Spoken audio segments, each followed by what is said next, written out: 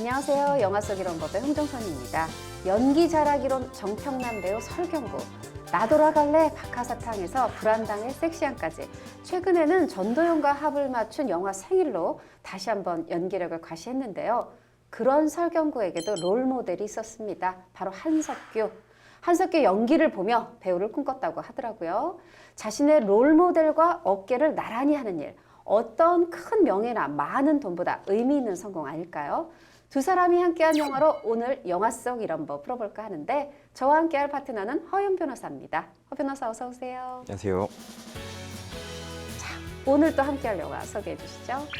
충무로의 대표적인 연기파 한석규, 설경구, 그리고 떠오르는 연기파 천우희, 연기파 3인방이 만났습니다. 영화 우상입니다.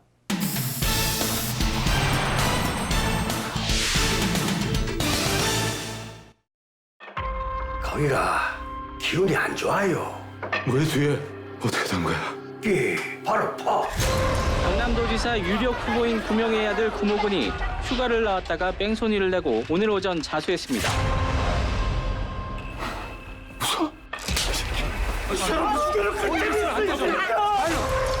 우리 연하는요. 내가 늘 거기 같이 있었어요. 사람을 좀 찾고 싶은데 뭘 봤어? 쫓기는 게 맞아. 10월 8일에는 보였던 다리가 7일에는 보이지 않는다. 살인이네. 목격자가 나타나면 다 끝난다고. 자네는 그것이 있어. 드라마. 우리나라에서 제일 큰 인물의 목을 따래요. 찾았어요, 최연아 씨? 너 누구야? 어떻게 찾았어요? 칼로 긁은 상처는 치료가 되지만 이분 아이디어.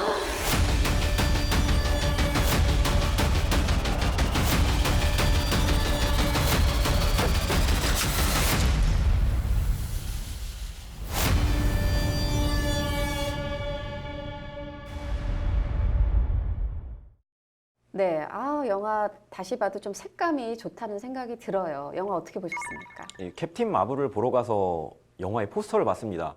포스터를 봤는데 설경구와 한석규 그리고 천우희가 한 포스터에 등장을 하는 걸 보고 이 영화는 올해 내지는 상반기 최고의 영화가 되겠구나라고 생각을 했습니다. 그런데 사실 초반부는 괜찮았거든요. 근데 초반부가 맞아요. 지나면서부터는 아니 이렇게 훌륭한 재료들 한석규, 설경구, 천우희를 모아놓고 정말 평범한 비빔밥을 만들어놨구나 하는 그런 실망감에 좀 휩싸였는데요.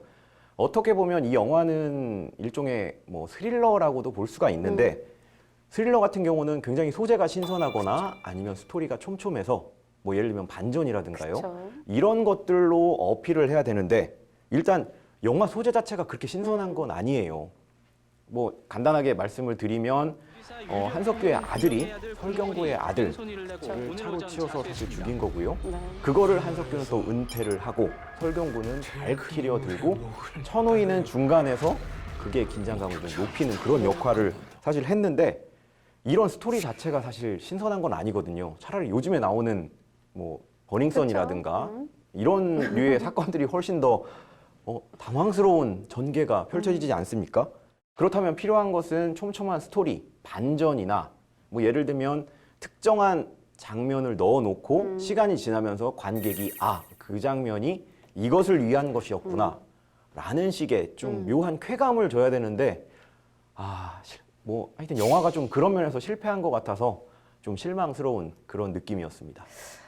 제가 오늘은 그러면은 제가 변호사는 아니지만 이 영화 우상의 변호사가 돼보겠습니다. 뭐 베를린 영화제에 뭐 초청됐다고 제가 옹호하려는 건 아니고 어떻게 보면 홍보를 잘못한 것 같아요. 뭐냐면 사실 이 영화가 스릴러 영화가 아니거든요. 드라마예요. 예를 들어서 스릴러라면 말씀하신 것처럼 막 반전의 묘미를 주든가 아니면 사건의 어떤 실체가 뭐야, 진실이 뭐야, 범인은 누구야, 뭘 찾아가야 되는데 이거는 그냥 세 인물이 있습니다. 그리고 우리 인생 같은 거예요. 세 인물이 각자 계속 선택을 해요. 근데 계속 자기 욕심에 막 잘못된 선택을 해요. 한석규는 자기 아들의 범죄를 은폐해야 되고 설경구는 밝혀야 하고 천우희는 어떻게든 한국에 살아남아야 되고 그런 자기의 목적에서 계속 잘못된 선택을 하고 그 선택 속에서 느끼는 인물들의 감정을 보여주려는 드라마인데 이 스토리 자체가 들어보면 오 너무 흥미진진하고 딱 스릴러일 것 같고 딱 반전이 있을 것 같고 하다 보니까 그걸 기대하고 들어가시면 정말 실망할 수밖에 없는데 그래서 설경구 배우나 한석규 배우가 꼭 그 얘기를 했어요. 이거 좀 미리 알고 오시면 막 이런 얘기를 했어요. 뭐냐면 이게 이런 전혀 다른 새로운 결의 영화인 걸 알고 들어오면 조금은 그냥 배우들의 연기를 즐기며 볼 수 있었을 텐데 그렇지 않다면 실망감 크실 겁니다. 근데 만약에 이 감독이 그러면 애초에 의도했던 대로 만든 거냐. 한공주의 이수진 감독이죠. 애초에 이렇게 의도했고 이렇게 만든 거는 제대로 의도대로 만들었어요. 그런데 아 이거 불편해, 아 재미없어 하시는 관객들의 마음에도 저는 또 10분 공감합니다. 뭘 믿느냐가 중요한 것이 아니고 무엇을 믿게 하느냐. 모든 건 그 사건에서 시작되었다. 사실 이제 이 구명의 아들이 교통사고를 낸 거부터가 이 모든 비극의 시작이에요. 아니 그 교통사고 낸 거 잘못이지만 그때 좀 잘 처리했으면 이런 비극이 없었을 텐데 이거 어떻게 봐야 될까요? 일단 처음에 밝혀진 상황만을 토대로 말씀을 드리면 거기가 그 설경구의 아들이 한석규의 아들이 모는 차에 치여서 다쳤습니다. 네. 그리고 아들이 병원으로 데려가다가 뭐 웬일인지 어떤 이유인지 모르겠지만 집으로 이제 데려왔거든요. 이 경우에 사람이 살아 있었기 때문에 재빨리 조치를 취했다면 영화에서처럼 뭐 구속이 되고 난리가 나는 상황은 피했을 거라고 생각을 하는데요. 이 경우에 적용되는 법률이 교통사고 처리 특례법입니다. 아들이 운전하는 차가 당연히 이제 자동차 종합보험에 가입이 돼 있겠죠. 그리고 아들이 뭐 신호 위반이라든지 중앙선 침범이라든지 이런 12대 중과실을 범하지 않은 상황이라면 검찰이 공소를 제기해도 법원은 공소기각 판결을 하는 그런 상황이 되거든요. 물론 뭐 사건을 보면 이 설경구의 아들이 좀 심하게 다쳤습니다. 네. 뭐 그렇기 때문에 중과실이 있고 중상해를 입었기 때문에 실제로 이렇게 진행이 되진 않겠지만 설령 중과실이나 이런 그 중상해를 입었다고 하더라도 교통사고 처리 특례법상 업무상 과실치상죄로 끝날 수도 있었습니다. 이 업무상 과실치상이라는 죄는 금고 또는 2천만 원 이하의 벌금이거든요. 운이 좋다면 벌금형에 단순히 처해질 수도 있는 사안인데 이게 너무 일이 커져버린 거죠. 어떻게 보면은 이 구명의 아들부터 잘못된 선택을 한 거예요. 그럼 정말 병원에 데려갔으면 좋았을 텐데 기분이 안 좋아요. 가다가 집으로 와요. 제가 보기에는 아무도 못 봤다. 바로 파. 숨길 수 있다. 그렇게 생각해서 또 이런 어리석은 행동을 한 것 같기도 하고 만취 상태였으니까 어떤 그릇된 판단을 한 것 같기도 한데 여하튼 그래서 병원에 안 데려가고 집으로 데려왔어요. 그러면서 죄는 아까 말씀하신 것보다 지금 커진 거죠? 예, 뭐 더 커졌다고 볼 수가 있는데요. 사실 이 병원으로 가지 않고 집으로 온 경우를 따로 떼내서 본다면 이거는 이제 도로교통법 위반이 되는 거고요. 도로교통법 제54조에 사고 후 미조치라는 조항이 있습니다. 운전을 하다가 사람을 치거나 재물을 손괴했을 때 즉시 정차해서 사상자를 구호해야 되는데 그러지 않았다. 그럴 때 이제 네. 적용되는 법률입니다. 그렇죠. 사고 조치해야죠. 근데 이게 사고 미조치로 끝날 문제도 아닌 것 같아요. 왜냐하면 결국 사람이 죽었어요. 이 설경구 유중식의 아들 유부남이 말이죠. 이거 어떤 죄 적용돼야 될까요? 근데 여기서부터 이제 굉장히 죄가 커지기 시작하는데요. 음주운전을 하다가 사람을 다치거나 아니면 사망에 이르게끔 했을 경우에는 우리가 흔히 얘기하는 특가법이 적용이 되고요. 특가법 제5조의 11은 위험운전 치사상 이 죄를 규정을 하고 있는데 좀 더 구체적으로 살펴보면 음주 또는 약물을 한 상황에서 이제 운전을 하다가 사람을 사상케 할 때 적용이 됩니다. 이게 형량이 꽤 센데요. 상해에 이르게 했을 경우에는 1년 이상 네. 15년 이하의 징역형이 예정이 돼 있고요. 네. 사망의 경우는 무기 또는 3년 이상의 징역에 처하도록 규정이 되어 있습니다.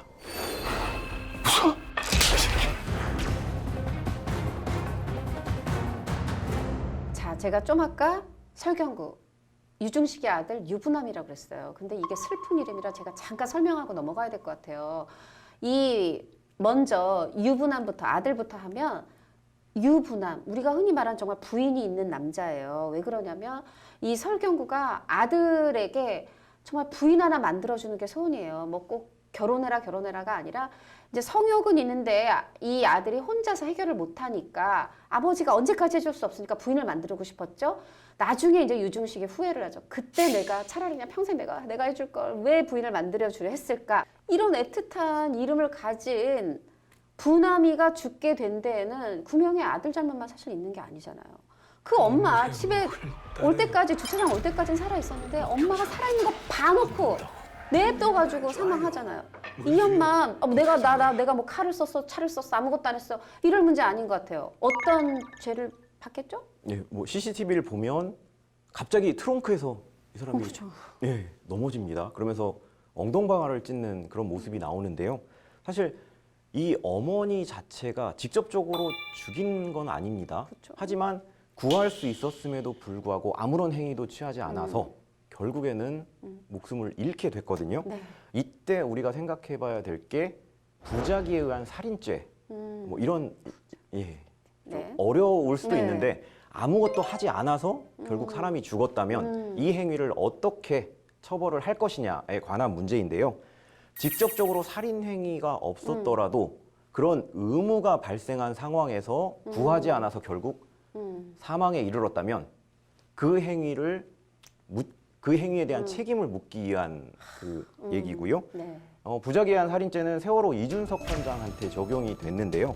사실 선장이라는 거는 그 예전에 말씀드렸다시피 그 배에 탄 선원들에 대한 생사 여탈권이라고 그쵸. 표현을 할 수도 있는데요. 그런 막강한 권력을 가지고 있고 그리고 배에 탄 승객들을 구조해야 될 의무가 있거든요. 근데 이준석 선장 아시다시피 그렇죠. 그냥 특별히 알리지도 않고 뭐 안전합니다 정도 얘기를 한 뒤에 혼자 도망을 쳤죠. 그래서 이제 법원에서 판단을 했습니다. 탈출을 실제로 돕지 않았다면 이것은 직접적으로 물에 빠뜨린 것과 유사하게 볼 수가 있다. 그래서 부작위에 의한 살인죄로 처벌을 했습니다. 부작위에 의한 살인. 또 오늘 또 이런 새로운 공부할 때 보람을 느낍니다.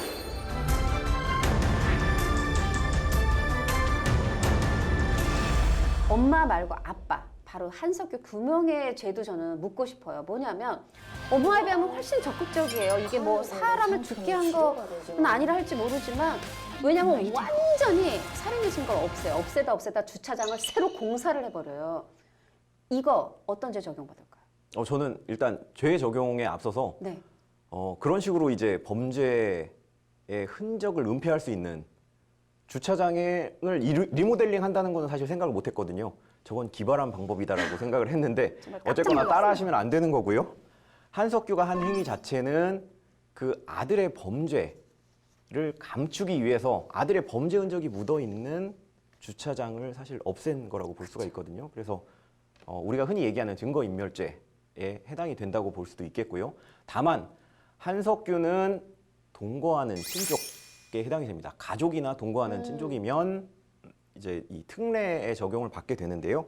형법 155조 4항을 보면 친족 또는 동거의 가족이 본인을 위해 증거인멸죄를 범한 경우에는 처벌하지 않는다라고 규정이 되어 있습니다. 뭐 이거와 동시에 뭐 범인 도피는 해당이 되냐 이것도 또 궁금하실 텐데 똑같이 특례 조항이 있습니다. 그래서 친족 또는 동거인 한석규기 때문에 또 처벌을 받지 않게 되는 겁니다. 아, 그렇군요. 아버지니까 아들한테. 근데요, 요거는 그럼 피해갔더라도 요거는 못 피해갈 것 같아요. 차가 있었잖아요. 이 사고 차량. 이거 막 폐차시켰죠. 그리고 이 유부남, 이 부남이가 이제 결국 죽었을 때 이 시체를 처음 사고 났던 마치 교통사고로 죽은 것처럼 거기다 또 갖다 놓고 이랬잖아요. 이건 거의 뭐 사건 조작인데 이것도 처벌 안 돼요, 아버지랑? 뭐 가장 중요하게 성립되는 범죄를 말씀을 드리면 위계에 의한 공무집행 방해죄로 처벌이 가능할 것 같은데요. 형법 137조를 보면 위계로서 공무원의 공무집행을 방해했을 때 이제 특정한 형벌이 처해지게 되는데요. 해당자의 허위 증언을 통해서 분명히 수사가 혼선을 빚었고요. 그것 때문에 뭐 설경구가 심지어는 형사를 폭행하는 일까지 발생을 했기 때문에 당연히 위계에 의한 공무집행 방해죄가 성립된다는 것은 의문의 여지가 없습니다.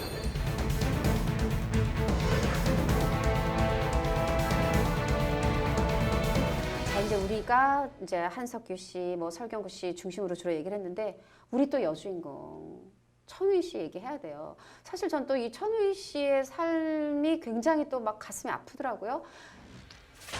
중국에서 넘어올 때 거기서 살인을 저지른 것도 10월 8일에는 여기 와서 온갖 악행을 하는 것도 결국은 한국 하나 없겠다고 그러는 거예요. 그래서 정말 무섭게 생긴 아저씨가, 노숙자같이 생긴 아저씨가 결혼도 했었는데 아니 이 아저씨가 혼인해주겠다고 동거는 시작해놓고 혼인신고를 안 하니까 이 이제 결국은 이 천우희가 도망을 치게 된 거잖아요. 이 연화가 이 남성 결혼해주겠다고 해놓고 성만 취한 이 남성 뭐 처벌할 법이 있을까요? 2009년까지는 처벌이 가능했습니다. 흔히 우리가 알고 있는 이제 혼인빙자 간음죄인데요. 뭐 어쨌거나 여성의 입장에서는 성적 자기결정권이 좀 약하다고 보기 때문에 이러한 여성들을 보호하기 위해서 이 법이 있었던 것이고요. 근데 아시다시피 뭐 성의식이 이제 그쵸. 좀 개방적으로 변했죠. 그러면서 헌법재판소에서 위헌 판결을 내렸습니다. 대신 사기죄로 처벌이 가능한 경우도 종종 발생을 하는데요. 그런데 사기죄라는 것은 재산죄이기 때문에 이 혼인을 빙자해서 경제적인 이익을 취했다는 그러한 특별한 사정이 있는 경우에만 사기죄로 처벌이 가능할 것으로 판단됩니다. 아, 경제적인 뭔가 손해를 입혔어야 그거 사기죄. 그렇죠. 아, 혼인빙자 간음죄가 없어진 배경은 공감을 하는데 우리 연하의 사정을 보니까 조금 안타까운 면도 있고요. 자, 근데 이 남자가 뭐 혼인신고해서 너 한국 국적 갖게 해주겠다 하고 성만 취한 게 아니에요. 사실은 이 연하가 가출하고 도망간 후에 막 찾아다니잖아요. 연하만 찾아다니나 연하 언니도 막 찾아가고 막 제가 보기엔 너무 무서워요. 위협적이에요. 이거는 처벌 안 돼요. 이게 일종의 스토킹 행위인데요. 그렇죠. 우리나라 같은 경우는 스토킹이 경범죄로 분류가 돼서 벌금 8만 원 정도만 내면 끝납니다. 뭐 실제로 협박이나 감금 이러한 형법상 범죄 행위가 있어야만 처벌이 가능하고요. 그래서 이제 너무 약한 거 아니냐는 지적이 너무 많이 나왔고 정부는 지난해에 스토킹 행위에 대해서 3년 이하의 징역, 3천만 원 이하의 벌금 이런 법안을 입법 예고를 했는데 아직까지 국회에 제출조차 안 되고 있습니다. 아, 제출조차. 예, 아하하. 뭐 워낙 이 스토킹의 기준이 뭐 어디서부터 어디까지냐 이게 뭐 시민단체, 여성단체, 뭐 무슨 정당 다 이게 다르거든요. 그런데 분명히 미국은 반스토킹법이 있고요. 굉장히 셉니다. 2년 이상 4년 이하의 징역형에 처할 수도 있고요. 우리 바로 옆 나라인 일본도 1년 이하의 징역형이 지금 규정이 돼 있거든요. 사실 스토킹이 더 큰 문제가 되는 거는 단순히 스토킹으로만 끝나는 게 아니라 네. 뭐 감금이라든지 납치라든지 언론 보시면 아시겠지만 심지어 살인으로도 이어집니다. 이 흉악 범죄의 단초가 되는 게 스토킹이기 때문에 여기에서부터 싹을 잘라내야 된다 이런 의견이 설득력을 얻고 있는 상황이고요. 법 개정이 무엇보다 시급한 것 같습니다. 내가 늘 거기 같이 있었어요. 찾았어요, 최련아 씨? 자, 이 천우희를 찾으러, 연하를 찾으러 다니는 또 한 명이 있습니다. 사실 이쪽이 더 무서워요. 설경구보다. 한석규인데, 아니 또 이 사람이 이 정치한다는 사람 돈도 있는데 손에 피 묻히고 싶지 않겠죠. 그러니까 심부름센터를 고용하는데 어머 놀라워요. 어떻게 이렇게 금세 찾아가지고 문자로 딱 여기 있어. 이 모습으로 있어 하고 사진까지 전송해줘요. 이거 불법이죠. 당연히 불법이죠. 개인정보를 불법적으로 수집을 한 다음에 유통을 한다는 측면에서 개인정보보호법 위반이 될 거고요. 그리고 영화에서 나오는 것처럼 위치 정보를 불법적으로 수집을 해서 전송을 하죠. 이거는 위치정보보호법 위반이 되는 거고요. 뭐 몰래 도청을 했다면 통신비밀보호법 위반이 되는 거고, 뭐 헌법상 권리로는 사생활의 자유침해, 자기결정권 등등등 굉장히 많은 위법적인 행위를 한 것으로 볼 수 있습니다. 네, 이번에 설경구로 다시 돌아오겠습니다. 이제 영화가 흘러 지금 이제 이 유종식은 너무너무 화가 났어요. 그래서 광화문에 있는 이순신 장군 머리 동상이지만 머리를 폭발을 해요. 왠지 이순신 장군이어서 그런가 뭔가 큰 벌을 받을 것 같은데 아닌가요? 이게 영화에서 이제 테러라는 얘기가 계속 나와서 혹시 이게 테러방지법 적용이 되나 확인을 해봤는데 사실 사람을 살해한 것도 아니고요. 그리고 생화학 무기나 핵물질을 사용한 것도 아니기 때문에 테러방지법 적용은 안 받을 것 같고요. 형법 119조를 보면 폭발물 사용죄라고 있습니다. 폭발물을 사용해서 사람의 생명, 신체 또는 재산상 손해를 입힌 경우에 사형, 무기 또는 7년 이상의 징역형이 규정이 되어 있는데요. 네. 형법전에 규정되어 있는 범죄 중에 형벌이 굉장히 센 편에 속합니다. 사실 살인죄가 5년 이상이라고 규정된 점을 볼 때는 요건 7년 7년 이상은 굉장히 센 편입니다. 와, 살인죄보다 세다. 이거 뭔가 제 법을 잘 모르지만 폭발물로 사람을 죽이면 이 어떤 시신도 좀 훼손이 돼서 그런가 혼자 엉뚱한 생각을 해보면서 그러면 이런 식으로 어떤 일반적인 살인죄보다 더 처벌이 센 또 다른 범죄가 있다면 어떤 걸까요? 바로 밑에 나와 있는 전시 폭발물 사용죄가 있는데요. 이 경우는 전쟁 등의 상황에서 폭발물을 사용했기 때문에 더 나쁘다라고 판단을 해서 사형 또는 무기징역만 규정이 돼 있고요. 인지를 살해할 경우에 인질살해죄 또는 강도를 하면서 사람을 살해했을 때 성립하는 강도살해죄, 내란죄 두목, 네. 이 경우에도 사형 또는 무기징역형만 규정이 돼 있습니다.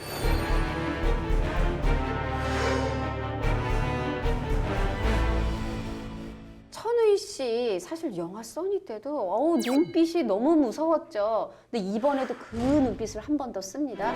분명히 막혔어. 바로 누구냐면 한석규의 어머니 김성년 씨가 연기했는데 정말 나이가 못하시고 말을 정말 함부로 하시잖아요. 화장실에서 만났더니 사는 곳 어디? 딱 이러는데 어머 너무 무서워. 진짜 위협적이더라고요. 이렇게 손 하나 까딱 안 했지만 이렇게 말로도 위협 주는 거 요거 처벌되나요? 이게 이제 협박이라는 거는 공포심을 일으키게 할 목적으로 해악을 고지했을 때 성립되는 범죄인데요.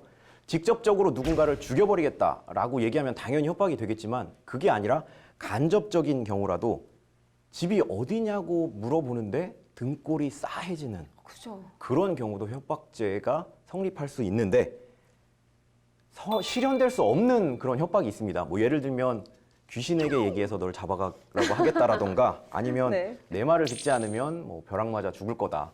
이런 것들은 실제로 그런 얘기를 해도 공포심을 불러일으킬 수가 없기 때문에 이런 경우는 협박죄에 해당이 되지 않지만 간접적인 경우라도 정말 내가 무슨 일이 일어날 수 있겠구나라는 생각이 들게끔 하면 협박죄가 성립할 수 있습니다. 네, 사실 지금 제가 천우희 씨 관련 질문했던 이유가 있어요. 마지막 질문을 천우희 씨 관련으로 준비했거든요. 물론 제가 천우희 배우 좋아해서기도 하지만 이 영화 마지막 장면이 천우희 씨랑 관련이 있고 여기가 거의 범죄 종합 세트로 범죄가 몰려 있잖아요. 변호사님께서 조목조목 그때 연화가 저지른 범죄가 무엇인지 짚어주시죠. 일단 연화가 집에 몰래 들어갔습니다. 네. 뭐 야간이 아니기 때문에 단순 주거침입죄가 될 거고요. 그리고 한석규의 아내를 청테이프로 돌돌돌돌 말아놨습니다. 이 경우는 이제 체포죄가 될 텐데 사실 아마 흉기로 위협을 했을 거라고 생각이 듭니다. 그러니까 이제 코만 남겨놓고 모든 신체를 다 이렇게 청테이프로 감을 수가 있었겠지요. 그러니까 이제 특수체포죄가 될 것이고요. 그리고 시어머니는 직접적으로 살인을 해버렸습니다. 그리고 한석규 같은 경우는 폭발성 물건 파열죄가 성립할 수 있는데요. 한석규를 앞에 놓고 가스에 불을 붙이지 않습니까? 이걸로 인해서 영화 마지막에서 보듯 한석규 씨가 이 구강이 다 타버렸으니까요. 이렇게 해서 뭐 4가지 죄 정도라고 말씀을 드릴 수 있겠습니다.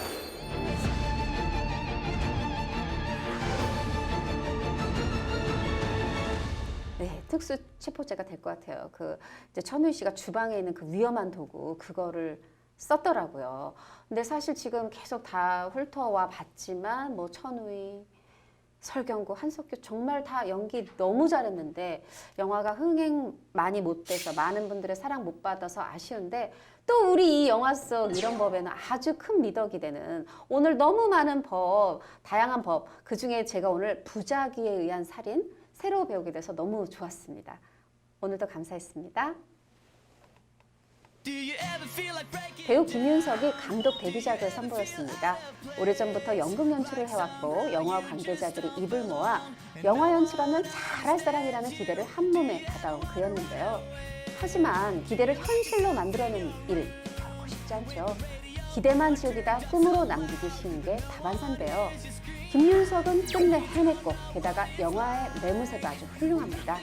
웃음이 끊이지 않을 만큼 재미있는데 무겁지 않게 묵직한 메시지도 담았고요. 배우 디렉팅은 또 얼마나 잘했는지 배우들 연기도 최고입니다. 함께한 배우들이 너무 자상한 감독이라며 엄지까지 척.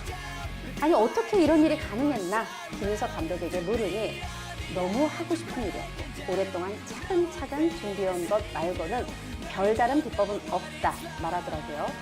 자 그렇다면 우리도 해보죠. 내가 가장 하고 싶은 일은 무엇인가? 내일로 미루지 말고 바로 지금 이 순간부터 생각하고 준비해보는 건 어떨까요? 저는 다음 주에 다시 올게요. 고맙습니다. Find something more before you're